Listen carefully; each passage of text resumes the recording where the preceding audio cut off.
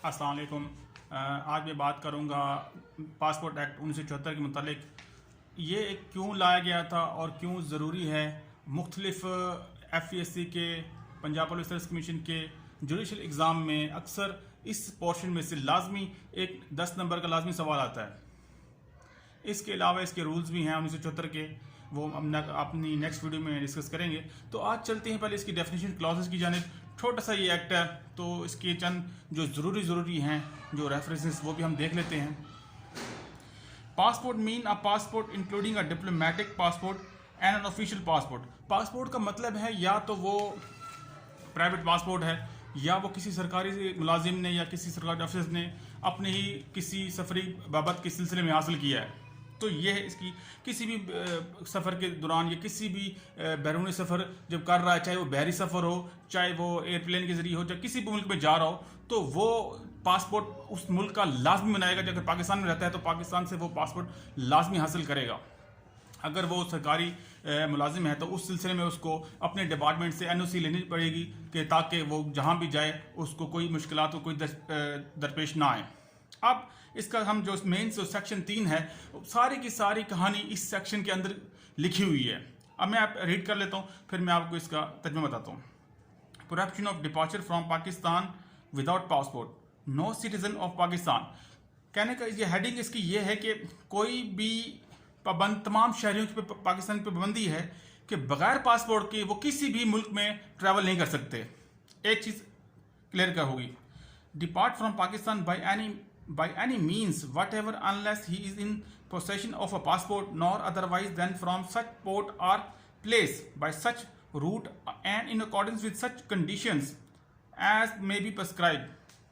कि जो भी सूरत हाल हो, जो भी जैसे भी कंडीशंस हो, पाकिस्तान की शहरी पर लाजिम है कि वो पासपोर्ट एक्वायर करे, हासिल करे और थ्रू लीगल ज़राए के ज़रिए वो यहाँ से किसी भी मुल्क जाना चाहे, जब जो उसको जगह पसंद है वो उस मुल्क जा सकता है। उस पर कोई कदगन कानूनी नहीं लगाएगी। अगर इसके अलावा शिक लिखिए, visit a foreign country unless is passport is valid for such country. अगर कोई स्पेसिफिक मुल्क जाने के लिए अगर कोई कंडीशन किसी मुल्क ने रखी है कि तो उस सिलसिले में वो उस पासपोर्ट के ज़रिए अपनी थ्रू एम्बेसी के ज़रिए वो अपनी वेरिफिकेशन करवाएगा। अब सेक्शन जो 4 है वो कहता है कि जी पनिशमेंट फॉर कंट्रीवेंशन ऑफ सेक्शन 3, कि अगर सेक्शन 3 पे जो अगर पूरी कोई शख्स मनुशम्स अमल नहीं करता तो उसकी क्या सजाएं हैं। A citizen of Pakistan who is age of 12 years or more shall be punishable with imprisonment for a term which may extend to 1 year or with fine or both। कोई पाकिस्तान का शहरी जो 12 साल या 12 साल से ऊपर की उम्र का है, अगर वो सेक्शन 3 के क्लॉज को मुकम्मल तौर पर अमल नहीं करता तो उसके लिए दर्जे सज़ाएँ हैं, वो इसमें क्लॉज A और B में लिखी गई हैं। क्लॉज A में कंट्रीवेनिंग अटेम्प्ट्स टू कंट्रीवेन्यू और abets the contravention of any of the provision of section 3। B clause कहती है जी इंटर्स और attempts to enter Pakistan by any means whatever without being in possession of a passport or otherwise than at such port or place or by such route as may be prescribed। अगर वो किसी भी नाजायज़ ज़राई से पाकिस्तान में दाखिल होने की कोशिश करता है, चाहे वो कोई और मुल्क का शहरी पाकिस्तान में दाखिल होने की कोशिश करता है या वो पकड़ा जाता है, तो उसके लिए दर्ज सज़ाएँ हैं। A person departing from or entering or attempting to depart from or enter Pakistan in whose custody or charge a person who has not aged the age of 12 years depart from inter to attempts to depart from inter Pakistan in contravention of section 3 clause B of subsection 1 shall in addition to any penalty to which he may be otherwise liable be liable to be penalty provided for in that subsection। वो कह रहा है कि अगर तो वो किसी बगैर इजाज़त के पाकिस्तान में दाखिल हो गया है तो उसकी जो सबसे पहली सज़ा जो पाकिस्तान की अथॉरिटीज़ देंगी वो उसको मुल्क बदर कर देंगी, यानी कि डिपोर्ट कर देंगे उसको जहाँ जिस मुल्क से वो आया है वो शख्स। तो इसकी सज़ा पाकिस्तान में अगर उसको लगाना चाहेंगे तो राउंड अबाउट जो इसकी जो क्लॉज हैं, इसमें आपको एक सुप्रीम कोर्ट का रेफरेंस बता देता हूँ। एक 1978 कराची 773 पेज पे ये मौजूद है। अब सेक्शन 5 क्या कहता है, certain act to be deem controversial section 3। अगर सेक्शन जो 3 के जो कोई मजीद कोई अगर कोई खिलाफ वर्जी इस सेंस में करता है तो वो इस पर दर्ज झेल लवाजमात उस पर लागू होते हैं। whoever gives any person who has contravened the provision of section 3 any assistance with intent thereby to prevent, hinder or otherwise interfere with his arrest, trial, punishment for such contravention shall be deemed to have abetted the offence of contravention of the provision of that section. Section 3 के जो भी class को वो bridge करता है तो उसके लिए सबसे पहले तो यह है कि उसको गिरफ्तार मौके से गिरफ्तार कर लिया जाएगा, उसको सजा भी हो सकती है, उसकी ट्रायल चलेगा, बाकायदा जो प्रोसीजर है अदालतों का वो चलेगा, उसकी जितनी भी उसकी रिक्वायरमेंट के मुताबिक सजा जो भी जुर्म किया है उसकी नौयत को देखा जाएगा, फिर उसके मुताबिक उसकी जो अदालतें हैं वो उसकी सजाई तजवीज़ करती हैं। अब यहाँ एक कोई और पाकिस्तान में जो अक्सर और बेशतर एजेंट का तस्वर पाया जाता है वो इस सेक्शन क्लॉज में लिखा गया है, द ऑनर मास्टर और person in charge of any means of transport who causes or knowingly allows any person to depart from Pakistan in contravention of the provision of section 3 by such means of transport shall be deemed to have contravened the provision of that section, and the means of transport shall, if the court convicting the owner, master or person in charge of so direct, be forfeited to the government. अगर कोई agent के through कोई गलत काम करता है या कोई एजेंट उसको गलत झांसा देकर उस शख्स को मुल्क से बाहर भेजने की कोशिश करता है तो अगर बाद में वो डिस्क्लोज हुई थी है तो जितनी सजा जो बाहर जाने वाले को मिलेगी उतनी ही सजा उस एजेंट को भी मिलेगी। तो ये इस सेक्शन की जो मेन थी वो ये चीज़ है। अब सेक्शन जो 6 है इस एक्ट का वो कहता है पेनल्टीज उसमें डिफाइन की गई है सेक्शन 6 में, penalties for certain offences relating to passport, person shall be punishable with imprisonment which may extend to 3 years और विद फाइन और बोथ। जो भी शख्स इन सेक्शन पिछले जो 5 हम पढ़े हैं इनकी कोई खिलाफ वर्जी करेगा तो उसके सबसे कम मिनिमम सजा है वो 3 साल है और जुर्माना है। वो बहुत दोनों भी दे सकते हैं, ये अदालत में मुनसर है कि किस तरह वो ट्रायल कोर्ट में वो प्रोसीड हुआ है केस। अब इसमें एक पूरी मदरजा झेल जो इनमें अवामिल हैं वो दे दी गई हैं कि मैं आपको इसमें थोड़ा सा ना पढ़ के सुनाता हूँ। makes use of any statement which he knows or believes to be false in any document for obtaining a passport। अगर वो पासपोर्ट हासिल करने के लिए कोई भी इलीगल जरिया इस्तेमाल करता है या कोई चीज़ अपने एप्लीकेशन में कोई एम्बिगिटी रखता है, अवहम रखता है तो भी वो मुजरिम है।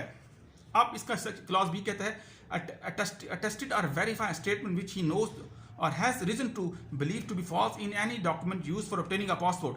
अगर कोई अटेस्टेशन करता है, किसी से करवाता है, तो ये जानते हुए कि ये जो मैं डॉक्यूमेंट साइन कर रहा हूँ ये गलत है, इलीगल है, तो उसको भी उसकी 3 साल सजा या जुर्माना या जो भी कोर्ट मुनासिब ख्याल करे। willfully conceal any fact which under the circumstances he ought to disclose for the purpose of obtaining a passport for himself or another person। अगर कोई ऐसी मालूमात जिसका डिस्क्लोज करना एप्लीकेंट पर लाजमी था मगर उसने डिस्क्लोज नहीं की तो उसको भी यही सजाएं दी जाएंगी जो उसमें ऊपर दी गई हैं। forge, alter or tamper with any passport or any document which he used for obtaining a passport।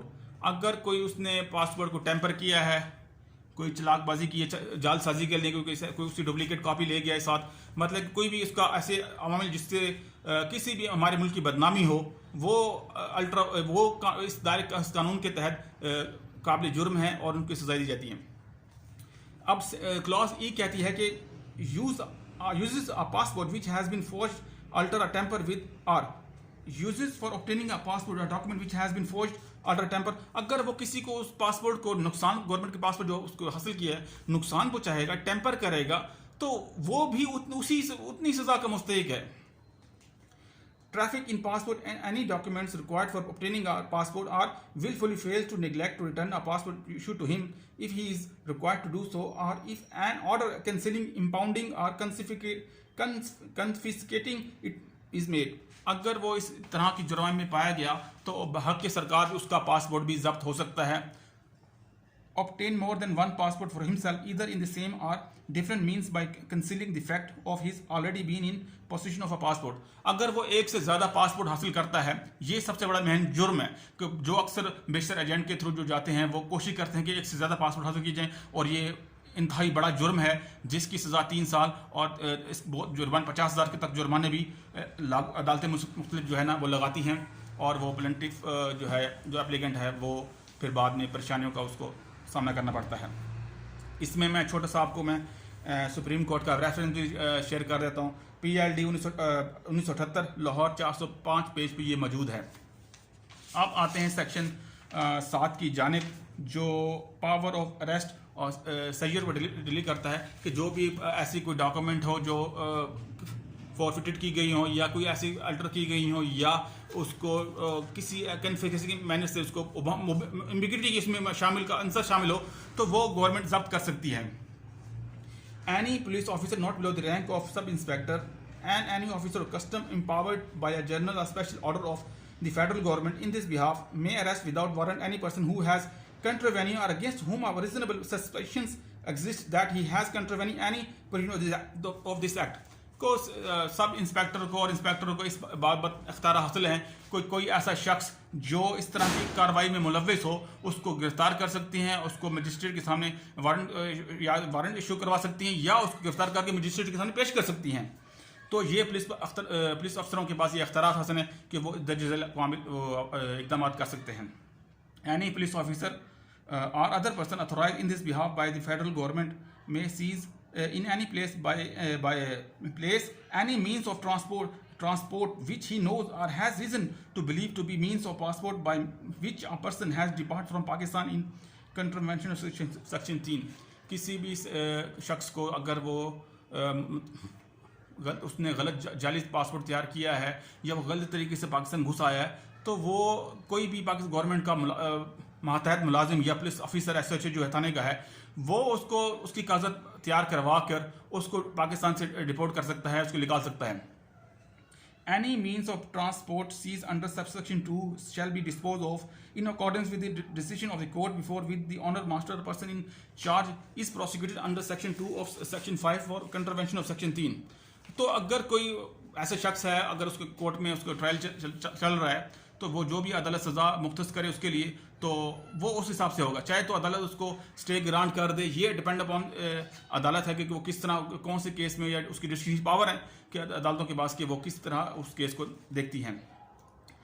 Every officer making an arrest under this section shall with in the period of 24 hours of such arrest inclusive of time necessary for the journey from the place of arrest to the court of the nearest magistrate take or send the person arrested before a magistrate having jurisdiction in the case or before the officer in charge of nearest police station and thereupon the provision of the code of criminal procedure 1898 act 5 or applicable in respect of a person who having been arrested without warrant has been taken or sent to before a magistrate or an officer in charge of the police station shall be applied. और इसके कहने का मतलब ये कि जो भी CRPC के कोड के मुतालिक जितने भी किसी भी शख्स को अरेस्ट करने के अख्तियारात हैं वो सेम इस एक्ट में भी वही दिए गए हैं. कोई अलग से कोई ऐसा कोई चीज़ नहीं बयान की कि जो उस कानून से हट के हो.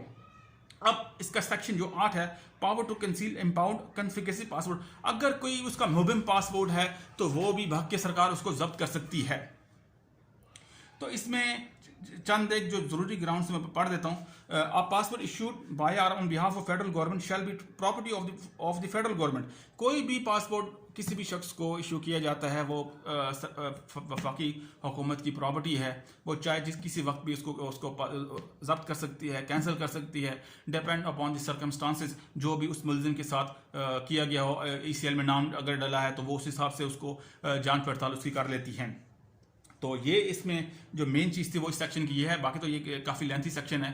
तो बाकी सेक्शन में आपको बताता हूँ कि सेक्शन जो इसका 9 है बर्डन ऑफ प्रूफ.